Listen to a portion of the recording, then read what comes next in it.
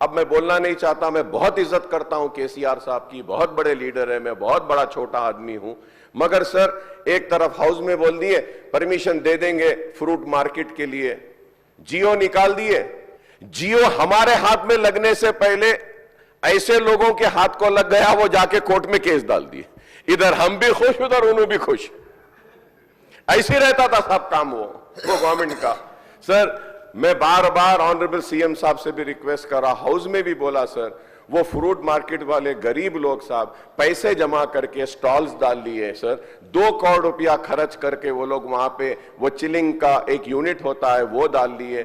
1.5 साल से सर वो लोग परेशान है, कारोबार नहीं कर सक रहे। Sir with all responsibility I am saying, whenever the permanent fruit market will come, I will make sure sir कि they will shift out and they will go wherever you say. Sir जब तक वो market बनती है उनको कारोबार शुरू करने की इजाजत देने के लिए मैं आपके जरिए हुकूमत से अपील कर रहा हूं। गरीब बहुत परेशान है सर, बेरोजगार है, उनको फ्रूट का कारोबार करने के लिए चिट्ठी दे दीजिए सर, वहां होगा। और जिस दिन आप बोलेंगे यहां से चले जाओ, हम सब जने वहां से जाएंगे, उनको वहां पे ले जाके उस मार्केट में डाल देते हैं सर।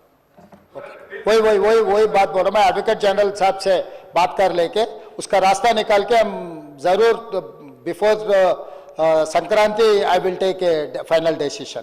Thank you. हमारे HN न्यूज़ को सब्सक्राइब करिए ताकि आपको नोटिफिकेशंस आते रहे वक्त पर।